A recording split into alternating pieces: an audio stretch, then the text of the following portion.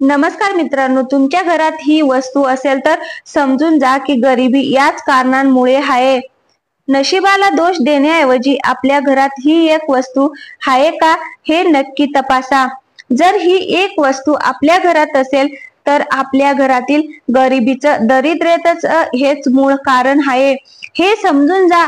अनेक घरांमध्ये जुने मळलेले किंवा वापरलेले कपडे 2 दिवस 3 दिवस कधी कधी आठवडाभर तसेच साठवले जातात आणि त्यानंतर ते धुतले जातात. थोडक्यात दररोज कपडे धुण्याचा कंटाळा केला जातो. लक्षात घ्या, जे कपडे घालून आपण वावरतो, इकडे तिकडे खेळतो, या कपड्यांवर मोठ्या प्रमाणात नकारात्मक ऊर्जा साठते. एकतर अनेक जणांना उशिरा अंघोळ करण्याची सवय असते. ज्या घरातील लोक सकाळी लवकर उठतात, सकाळी लवकर अंघोळ करून आपल्या घरातील थोड्यांचे आशीर्वाद घेतात, देवपूजा करतात, त्या घरात दरिद्रता कधीच नांदत नाही. त्या घरात लक्ष्मी सातत्याने वाढत राहते. लक्ष्मीचा अखंड स्थायी वास तिथे निर्माण होतो. मात्र अनेक लोक उशिरा अंघोळ करतात आणि अंघोळ केल्यानंतर कालचे परवाचे वापरलेले मळकट झालेले कपडे पुन्हा पुन्हा घालतात. थोडक्यात जी नकारात्मकता शक्ती आहे ते पुन्हा एकदा स्वतःवर ओढवून घेतात. धर्मशास्त्राने दररोज आंघोळ करण्यास, स्नान करण्यास यासाठी सांगितले आहे की जी काही ना काही नकारात्मक ऊर्जा आपल्या सोबत आलेली आहे ती नकारात्मक ऊर्जा दूर व्हावी. जी काही दरिद्रता आपल्या अंगाला चिकटलेली आहे ती निघून जावे. आंघोळ केल्यानंतर ही दरिद्रता तर निघून जाते, मात्र जेव्हा आपण आंघोळ करून कालचेच वापरलेले कपडे, जुने कपडे प्रदान करतो तेव्हा आपण या दरिद्रता देवीस आमंत्रित करतो की ये आणि पुन्हा आमच्या नशिबावर स्वार हो. ही एक चूक अनेक घरांमध्ये दरिद्रतेचं, गरिबीचं कारण बनलेलं आहे. अनेक गृहिणी 4-5 दिवस कपड्यांचा ढीग करतात आणि नंतर तो एक साथ लॉन्ड्रीला किंवा वॉशिंग मशीन मध्ये किंवा जी कामवाली बाई असते कपडे धुणारी तिला ते दिलं जातं. ही सर्वात मोठी चूक आहे आणि ज्या घरात हे वारंवार अशा प्रकारे घडतं, लक्षात घ्या, एक जुना मळकट कपडा आणि जेव्हा अशा कपड्यांचा थर वाढतो तेव्हा त्याची घनता आहे ती प्रचंड वाढते. दरिद्रतेचा खूप मोठा प्रभाव अशा वास्तूमध्ये सतत निर्माण होत राहतो. एका कपड्याने, एका ड्रेसने इतकी दरिद्रतेची वाढ होणार नाही, त्याहून कित्येक पट जास्त वाढ या कपड्यांच्या ढिगाने होते.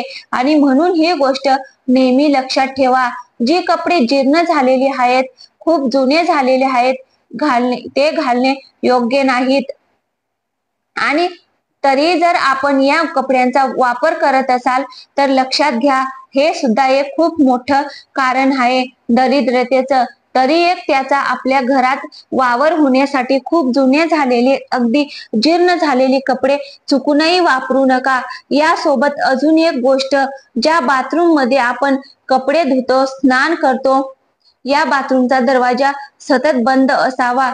तिला कामापुरते उघडे ठेवू शकता, मात्र काम झाल्यानंतर या बाथरूमचा दरवाजा नेहमी बंद करा.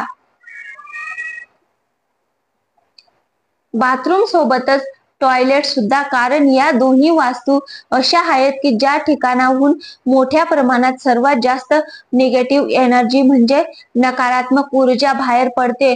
जेव्हा हा दरवाजा खुला असतो ही नकारात्मक ऊर्जा आपल्या घरात इथे सुद्धा पसरते आणि घरात दुर्भाग्य, दरिद्रता वाढू लागते. अनेक लोकांनी याचा अनुभव घेतलेला आहे.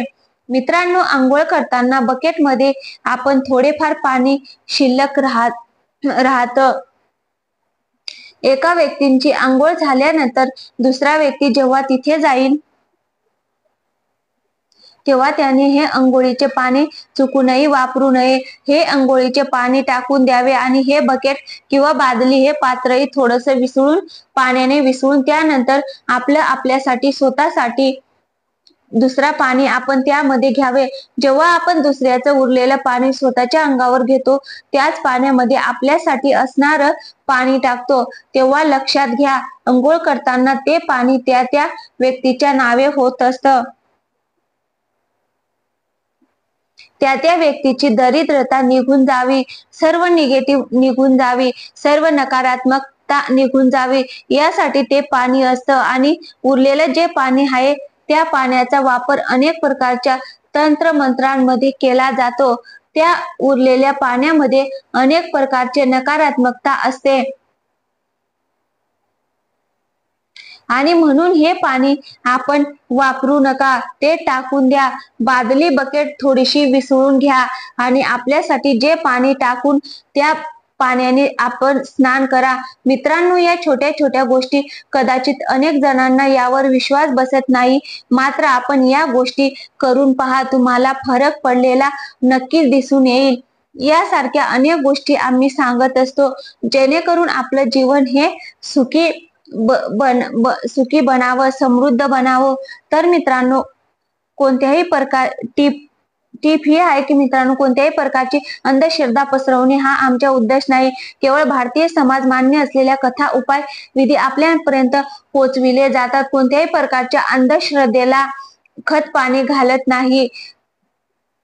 तर मित्रांनो, तुम्हाला ही माहिती कशी वाटली? माहिती आवडली असेल तर आताच व्हिडिओला मित्रमैत्रिणींना आणि नातेवाईक यांच्या सोबत शेअर करा आणि आमच्या व्हिडिओला एक लाईक करा. आणि प्लीज आमच्या चॅनलवर नवीन असाल तर प्लीज आमच्या चॅनलला सबस्क्राईब करायला विसरू नका. थँक्यू. धन्यवाद.